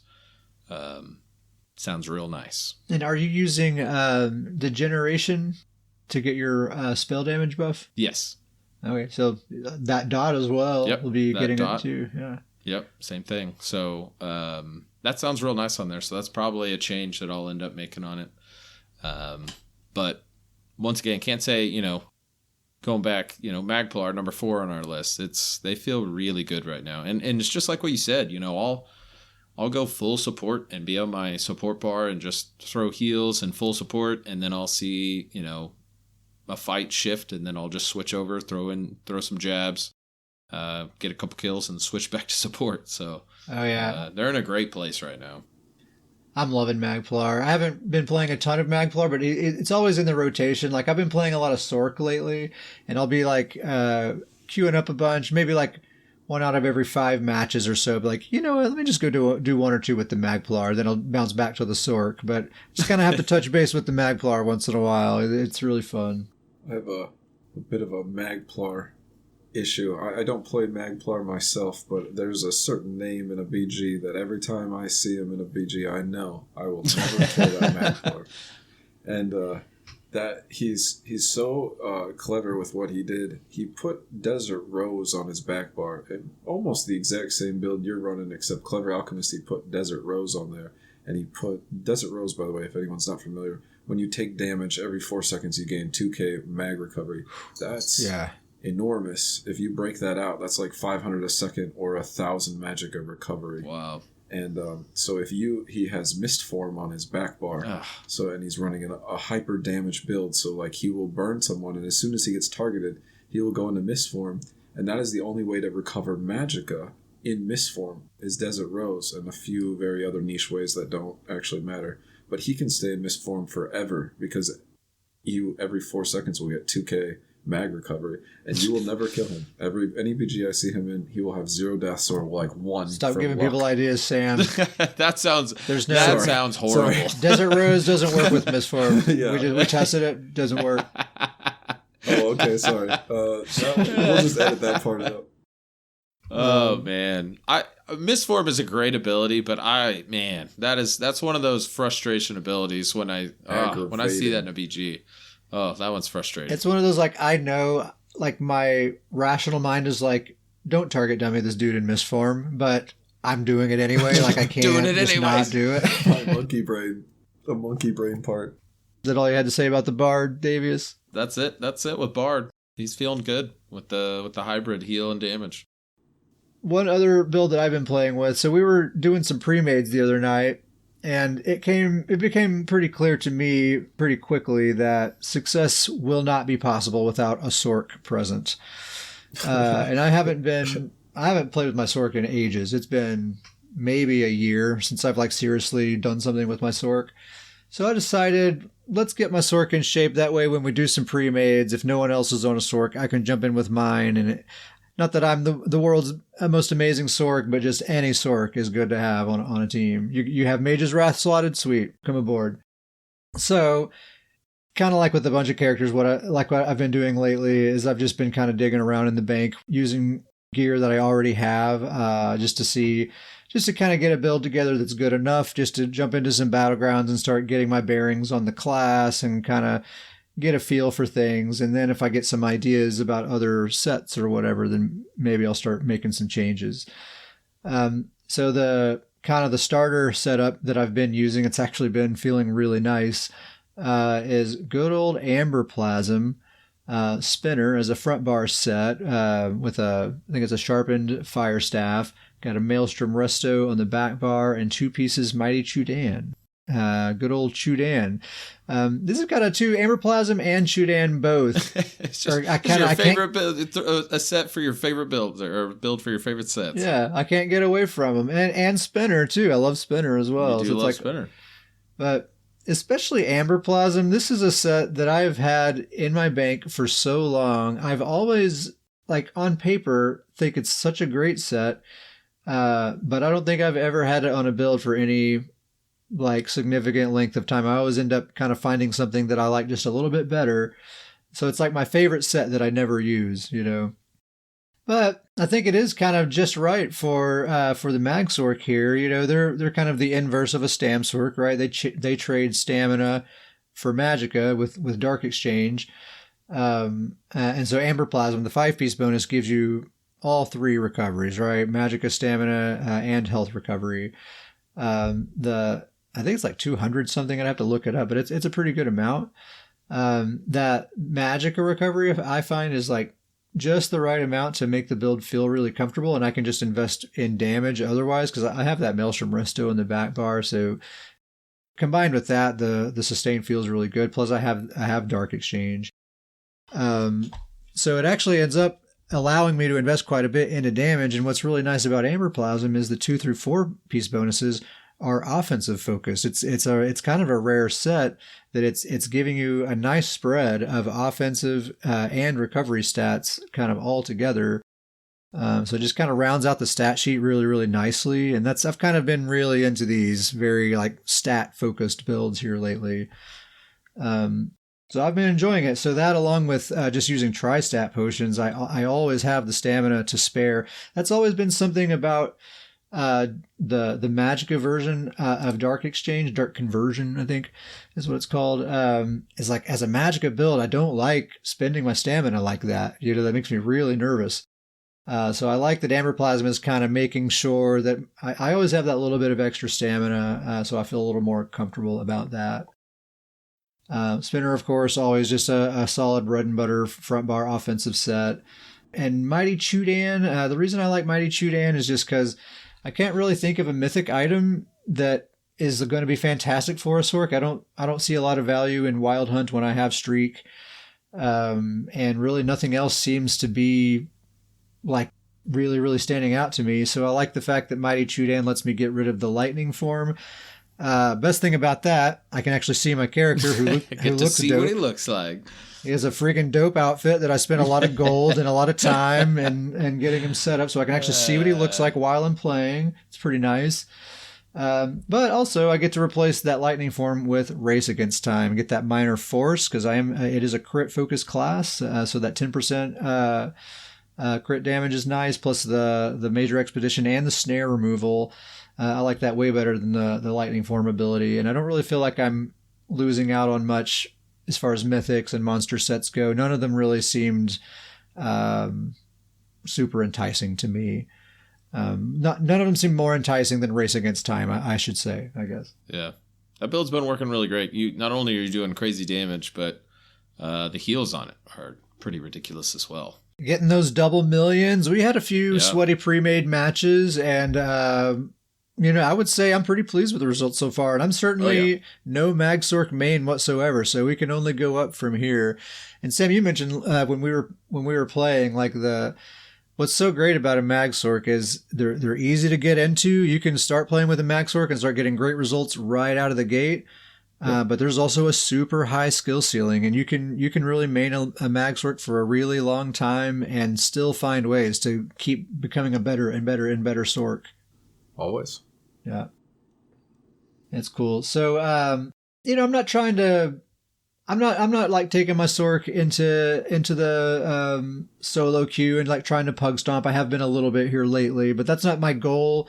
My real goal is to just get this guy into shape for the pre-made queue, and that's just going to be like my go-to pre-made guy is the goal here. And I may end up bouncing to other sets eventually, but I don't know. Right now, this is Amber Plasm, Spinner, Maelstrom Resto, and 2-piece Chudan is doing me right so far. What else you got, Sam? Tell us a little bit about your hybrid Sorc. Yes, the hybrid Sorc. More Sorc talk. Yes, so he is an all stamina, everything stamina, all medium, Everything's medium, and he's just wearing an Inferno staff, which I know might sound crazy, but Crushing and Crystal Weapon are its two spammables, and they both work on the light attacks of a Inferno staff. So you can basically play Stamina Sork with all the damage it comes with at range, which I did a few duels with you, Ket. You got to see how hard it hits. Yeah. You get to preload a Crystal Weapon. And then you get to light attack, and then the Psijic order has an ability called Crushing Weapon, which also buffs your light attack. So the combo is interesting. You need to actually do it from range. You actually Crystal Weapon first, light attack, and then you hit Crushing Weapon while it's in the air. And then both the Crushing Weapon and the Crystal Weapon will both be applied to that same light attack. And that light attack, if you're a sorcerer, can be an overload. And when you land all three of those instantly, there's no counterplay. If you don't have enough health, that is over. It's very fun. Do you have you're a Stam Sork, so you're not using Mage's Wrath, right? I'm the execute? No. Okay. I have actually tested playing with that, but the combo is difficult. If the enemy is close by, you can do a Crystal Weapon, a Crushing Weapon, then a light attack and a Mage's Fury for a one-shot. If they're really close, it's actually probably a little stronger. But the only problem is the Crushing Weapon ability only has a 2-second timer. So that's a lot of things to preload. And then if you miss, or if they're a little too far away, that 2 seconds runs out and it does not connect. So it can be very difficult to work with. And as soon as you Mage's Fury someone ahead of time, if you wanted to do your combo afterwards, they already know they're hit with an execute, so they're going to roll dodge, and you'll never hit them. Not with a single target light attack. Yeah, you're kind of signaling that way. Yeah, you're signaling it. And you're using a Fire Staff just because of that single target damage passive? Yep, 10% increased damage to single target abilities. So you plus the range. Like I'm saying, and Fire Staff as opposed to a bow. Yep. The Fire Staff has much better utility than the bow. Nice. And I guess, you have the option to do a heavy attack to get Magicka back, to do more streaks or dark deals. That's cool. That's a neat idea. Yep, so he is just a glass cannon that stays his range as best as he can. People that get him are usually gap closers who can put a lot of pressure, because being a glass cannon build, as soon as I get pressured too much, I can't get off my back and get away. I've got to rely on streak, and if they can keep gap closing, then it's a slippery slope at that point. But as long as I've got a good team with me, and especially if I have a healer, it's one of the best builds to fight in pre-mates with a strong healer at your side, because you can really burst someone's health out from full if they're not ready. It is a sight to see, to just see a health bar vanish like that, but before your very eyes. It's an addicting play style. Very fun. That's cool. What are the sets? Oh yes, the sets. Sets are I run actually Way of Fire on the front bar, and I have racked my brain trying to find a better set. But Way of Fire every 2 seconds is just, I think it adds a little bit more fire damage to your ability, so you get to hit him with a pretty light proc set hit. It doesn't do a whole lot of damage. I think the highest it hits is maybe 2k on your opponent, but it's a little extra. Yeah. Then I run Heartlands, which will increase the damage on the front bar, obviously, and then my healing on my back bar. What's your front bar? What's the trait that you're using? I'm running Sharpened, so I'll get 6k pen on the front bar. And then I run Powered on the back bar, so I can streak and heal myself with a bunch more. I think it's like 16% more healing. 19%. Or 18, I'm sorry, 18%. 18, yeah. Yeah. Heartland is maybe my favorite set. Very nice. And then I actually run a two-handed Vatishran two-hander on the back bar for that when I use... Is it Rally? When I use Rally. And my other stamina abilities will increase my damage just to increase the combo. And then I use a Wild Hunt so I can quickly get away. Nice. Wild Hunt on a Sork. Wow. So... He found another way to get a staff on a stamina character. Yeah. And then... So you have Wild Hunt, but then you also have Minor Expedition from the Hurricane. So, man, you are speedy on that dude. Yes, I am. That's a permanent 30% movement speed. Wow. That's a lot. Wow. That's amazing. And if you really want to get creative, on my back bar, I have the Race Against Time. So there's Major Expedition on the back bar. I use that because it gives more crit damage. So when I hit someone, my stuff crits a little harder. To land all that crit damage, because it's melee and magicka, like the overload and the melee damage. I actually run the camouflage hunter on the front bar for the melee critical, and then I run magicka spell power pots, and that will give me my spell critical. Wow. Yeah. Cool, man. Yeah, I've run alongside this build in BGs. I have dueled against it with varying degrees of success. We'll not talk about the success rate, but yeah, it definitely gets the results that it's fun. It's neat if you just want to just poke someone with a light attack and just watch them blink out of existence. It looks pretty so hilarious. Unassuming with a little flame light attack flying across the map that nobody pays any mind to it until their health bar. It's a little light attack weave. Big deal. Yeah. I'm wondering what that death recap... I bet that death recap does not tell a clear story of what just happened to everyone's confused. Yeah. And when you first hit someone with it, like let's say you get away from your group and someone surprises you, and maybe they hit you from the back, and you turn around and hit them real quick, and they were at full health and now they're on life support. They're very confused on what happened, and it's funny to actually watch their characters. A lot of times they'll just try to run away at that point, or start roll dodging drastically, or freak out. It's funny to watch the reactions. Yeah, you're just not used to all your health disappearing like that all of a sudden. One single global cooldown. Yep. That's cool. Davies, you got one more for us. Your werewolf, Gift of the Rift. What's up with this dude, man? Well, Gift of the Rift is a Nord, in case somebody was wondering. Okay, I was wondering. Yeah, yeah, me too. Maybe he's gonna give us a curveball this time. No, actually, the fact that I've been on this character is pretty hysterical to me. We were playing. I think it was probably last week. I don't know. I'm getting all my time mixed up here, but. I did not plan on playing on the werewolf build a lot here lately, and I think I logged on to the character to do something cosmetically.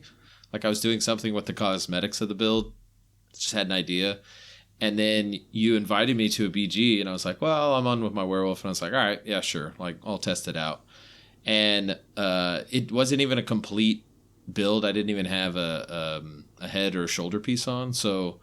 I ended up throwing the Gaze of Sithis on there, an extra one, and then I threw on just an extra one-piece monster set, and it went pretty well. We've talked about how kind of werewolves feel really good right now, and I was like, man, I think I'm actually going to start playing with this build. It's pretty fun.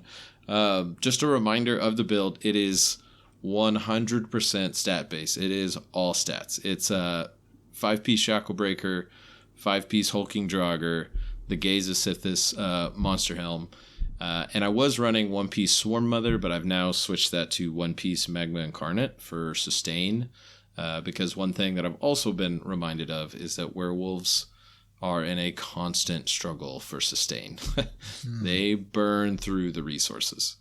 But it's been going really well. I mean, I'm kind of having to relearn how to play with a werewolf. The first several matches were hit or miss, but they've kind of slowly gotten a little bit better with every match that I've done, and it's just crazy stats. I mean, I've played with you a couple times. He's pretty tanky for a werewolf, which he's I feel tanky, man. Which I feel like is nice, because I'm also remembering that when you turn into a werewolf, we always go for the werewolf, and that we're not the only ones that do that. People focus the werewolf. Totally, people like to focus the werewolf. Yeah.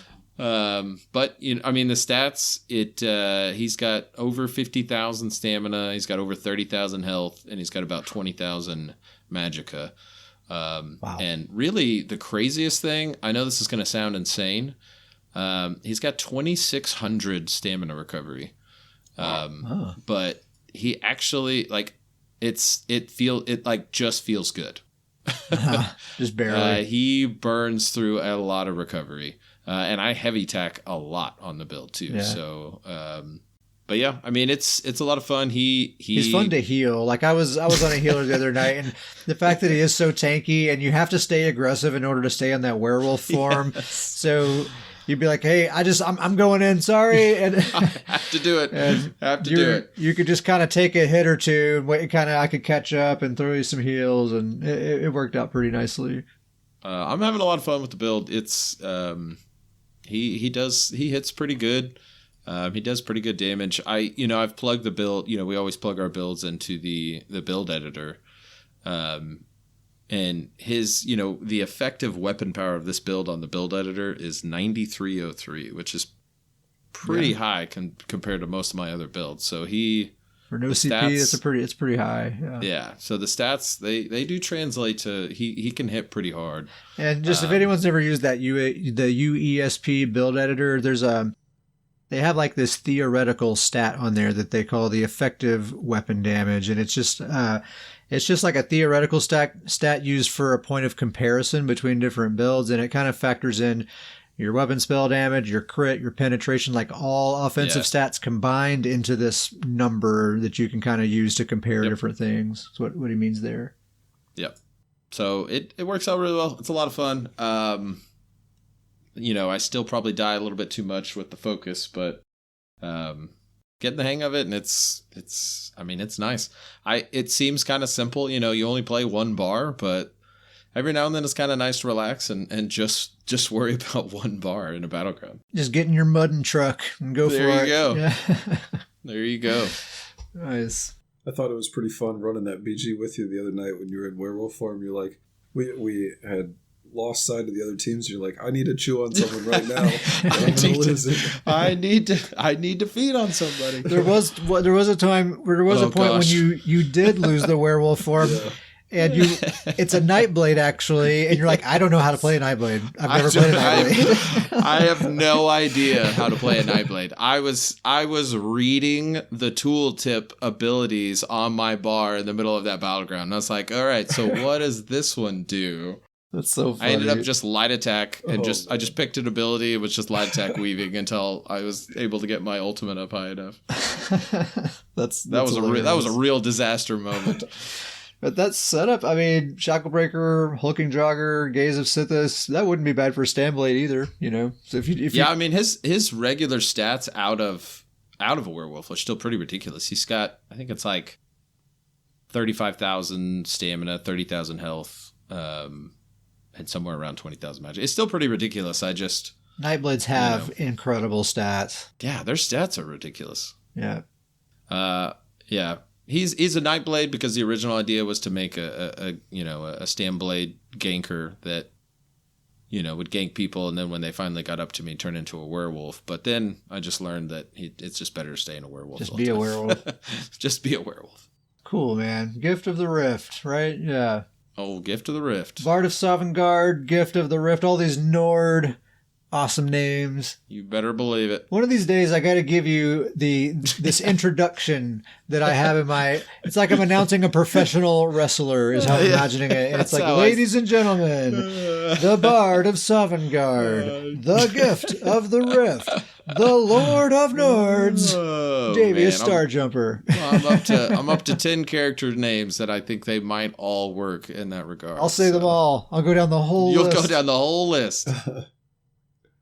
Sam, I'm blowing up your secret, man. I'm sorry. The world must know about Zol the Ever Wakeful. No, don't do it, Kat. Don't do it. Man, I can't believe that this thing isn't just like a scourge that is everywhere, because this thing is overpowered, is exactly what it is.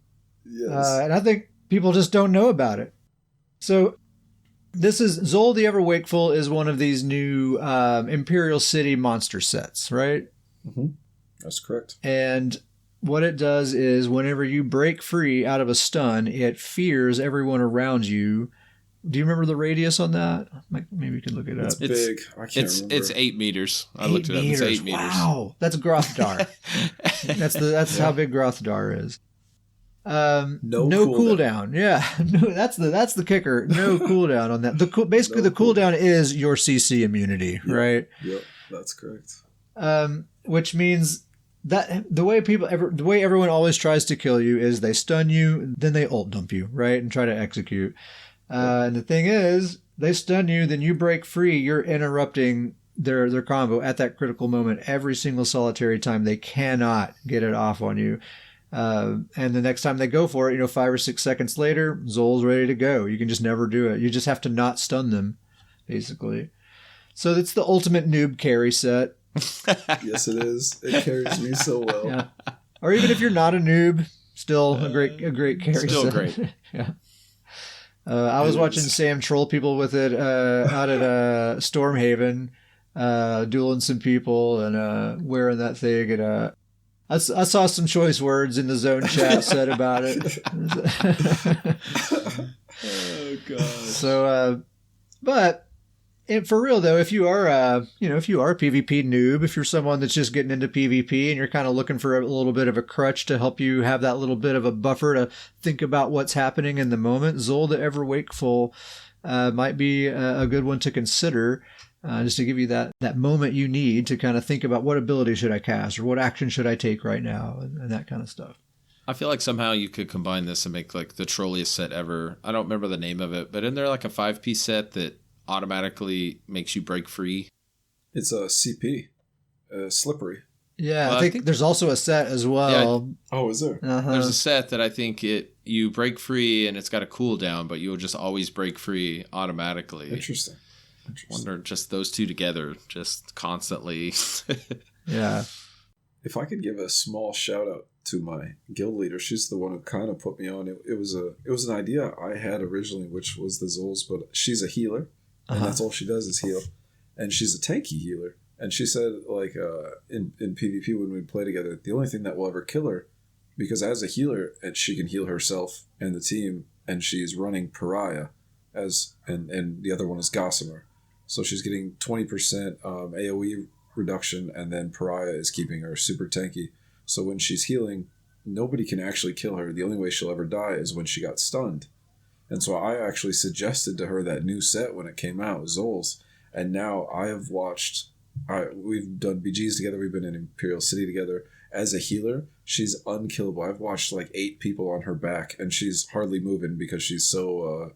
stunned and immobilized and has her speed reduced, but nobody can get a combo off on her. She's never being attacked while she's not healing. Yeah. So I've watched 8 people on her back and nobody can take her down. It's incredible. Wow. Grizzly Khan comes in with the clutch. Dauntless Combatant is the set that makes you break free automatically for no cost with a 21-second cooldown. We already talked about Draugr Grip, Zogman's Warband. I wanted to mention that. I finished farming that out for my Mag Blade, and I upgraded. I farmed it on normal. I upgraded the jewelry to purple, and then I realized that it's still robust and it needs to be arcane, and I don't have the platings to reconstruct it. So we're still working on the Zogvan setup more. So stay tuned on that one. That was a devastating moment. Dude, those platings are so expensive, man. A lot of gold spent in error. But anyway, any other sets or anything you guys wanted to mention here? I guess not. Okay. Extra nerf for Dark Convergence. Nerf Dark Convergence. I normally don't really talk about these Crown Store showcase things, but this one is just kind of funny because shout out to Grizzly Khan for totally calling this a couple of episodes ago. Aarox the Mutilator is now a house guest. Happened. So he knew it. It was foretold by the great Grizz. What if Grizzly Khan is the ZOS developer that listens into the show? He's the one. That explains it all. Explain a lot. There's always these coincidental. We'll talk about something on the podcast, and then some update will happen that favors Davius in particular. It seems.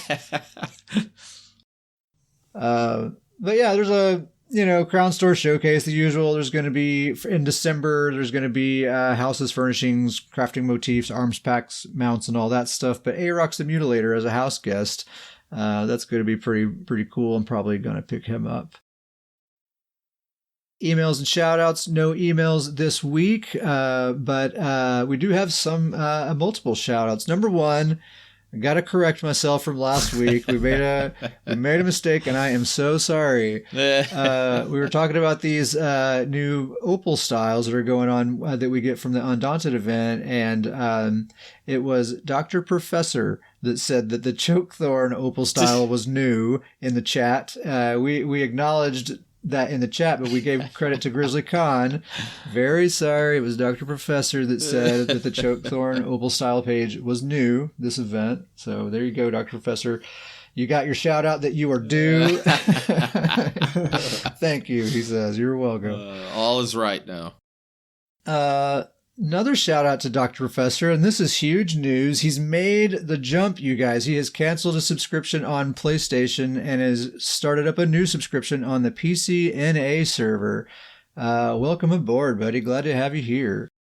And this is a big deal. This dude has, I think you told me, 12 characters on PlayStation, all leveled up. He's got, he's been playing for probably longer than we have, a craft bag, all the stuff. Think of all the stuff you have on your account right now. Would you be willing to just give that up and start from scratch on a new server? Like, nope. Crazy town. But Dr. Professor, I'm not sure I would, but I'm happy Dr. Professor is. How about that? So yeah, that's cool. You got to level up your main. He's still, I don't know. I had to make him some training gear the other day so he could get his main basically like recreated in this game. Just wild to think about. But go ahead and send him his set of stoons. Go ahead and send it to him in the mail. Stoon, your CP160 stoons will be there by the time you get there, man. It's gonna be cool, man. Just to have you around to do some BGs with and do some dungeon runs and whatever we're gonna do. It'll be cool, man. So glad to have you here. Also, very special shout out, of course, to our guest, Uncle Sam. Thank you so much for being here, dude. Thank you guys for having me. Absolute pleasure. Yeah. Awesome that you're here, man. Thank you. I always enjoy playing BGs with you, and I always enjoy your perspective on things. And I'm glad that we get to share a bit of that with the. What about my perspective on your outfits? I only like your perspective on my outfits when you just say looks great, and nothing else. Okay. Well, it's funny because Sam really will come with the criticism. You're like, hey, dude, I want to show him this new look. Check out my character's new look. And he'll be like, yeah, I think your shoe should be a different color. Have you considered changing it to this color? It's just like, you're supposed to just say, looks great, man. I love it. I love it, Sam. It was rhetorical. I didn't want actual criticism. You say whatever you feel about outfits. I'm gonna end up showing you every outfit I got on characters. No, I love it. And it's so earnest and genuine. You're not like being mean about it. You're like, no, it's good. It's all good. So yeah, thanks again for being here, man. We'll have to have you again sometime. Thanks for having me. Last but not least, we have a guild. It is called Stoon's Goons. It is the best named guild on PCNA, and it is also the official guild of the Scrollin podcast. You're getting better at that. It's almost commercial-esque. What are the benefits of being a member of Stoon's Goons, you might ask? Stop asking so many questions is my answer. No further questions. It speaks for itself. So if you want to be a member of Stoon's Goons, you can email us at you can email us at scrollinpodcast@gmail.com. Also, email us any questions you might have, any suggestions for the show, anything you'd like to maybe hear us talk about. Tell us a joke, say hello.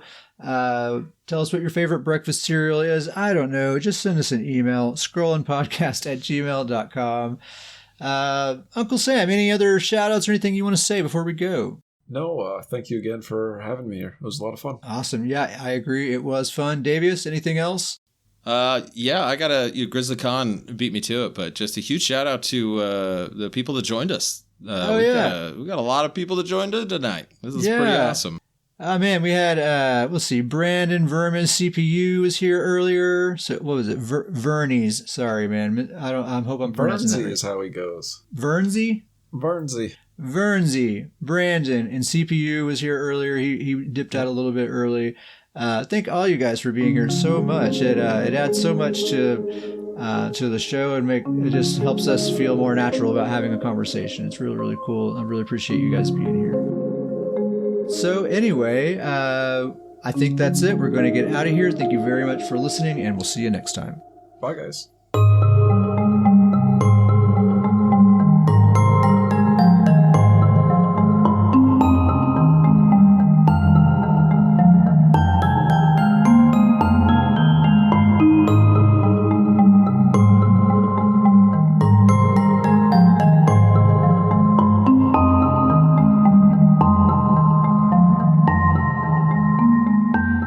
Snap. 3, 2, 1. Boom. Okay. Oh, we got double boom. I love it. Double booms. Hold on. Boom. Yeah. Oh, man. A triple boom. Are you kidding me?